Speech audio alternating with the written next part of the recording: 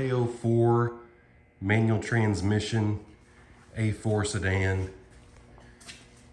Naptown Tuner's channel wouldn't be complete without another dangerous video. And today we're going to take out the factory spring one of the most dangerous ways that you can.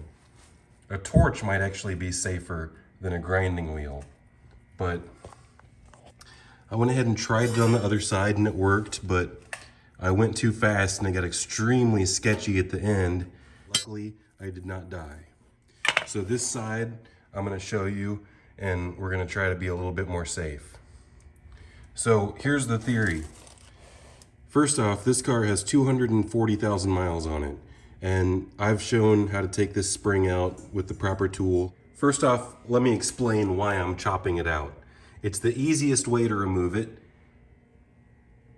Instead of having to take out a tool and compressing it and then pulling it out, you're just chopping it and pulling out the pieces. Now, it works well this way because I don't need to reuse it. And I'm not gonna sell it to someone, and I'm not gonna reuse it myself because it's got 240,000 miles. Now, this is how you need to identify your springs if you're replacing them, with these color codes. And yeah, I know someone might have used it, but I'm not gonna, I know that the rear springs are the most common to fail, and these have already done their job. So I bought the cheapest possible replacement springs I could possibly find. Well, not just the rear springs, I bought the cheapest coilovers made, and these were like $550 shipped or something crazy. So I don't necessarily know if the spring rate is stiffer on just the springs or if it has something to do with their aftermarket dampers, but I'm just gonna replace the springs in this case and see what happens. So the original factory spring was that tall, and then it had to be compressed like half of its length to get to the ride height. And then this one has a much stiffer rate. It has to, I would think, because it's much smaller and it doesn't compress as much. So it would make me think that it would have to be stiffer. So this is the adjustable part right here. We're gonna bolt it in the bottom right here. I don't care about this little wind deflector or anything right here. So you're gonna wanna put your safety glasses on, and then you're gonna wanna get right about like in the middle of the spring. Easier to get to is just right here. I can't really get to the back of it. Now I'm stalling and I'm looking at the rust on my drive shaft.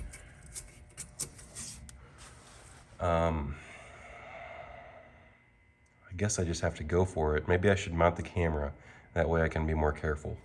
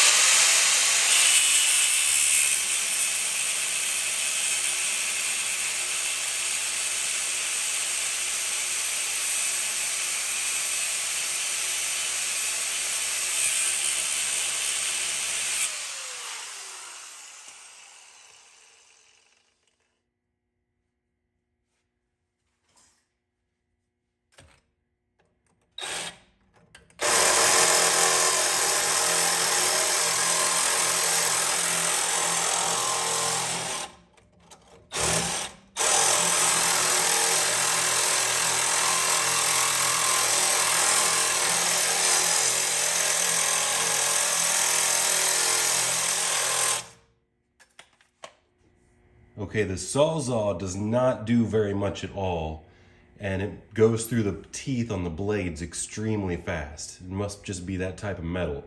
So we got to go back to the cutoff wheel, and I'm going to proceed with extreme caution. We're right here, and it's more than halfway through. So I'm just going to go for it. Just going to be extremely careful.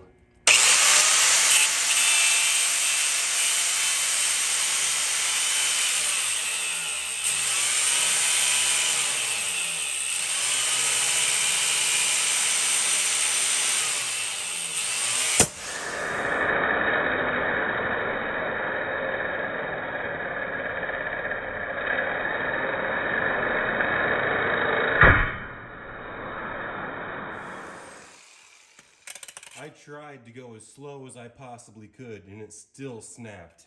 But only minimal damage to the cutoff wheel, but the cutoff wheel did. You see, the worst case scenario is whenever you're grinding and then the spring explodes and then it sends shards of this cutoff wheel spinning at high RPM and then cuts your face in half.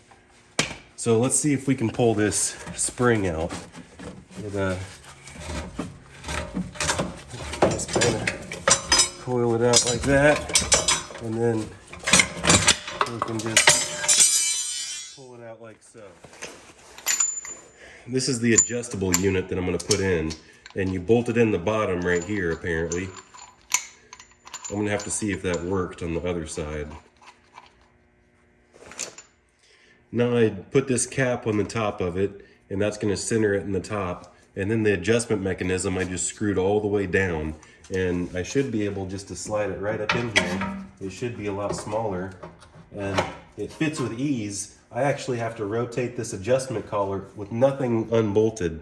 I actually have to rotate this adjustment collar at least halfway up, and then I'm going to lock out the tension nut on the bottom side so it holds it in place, the lock nut. And we're going to see if these springs are stiffer, see if we can get some burnout action. See how much I cut on that spring, and that less than 1/3 of the end of it is whenever it just got too much and exploded. The spring pressure sent it flying.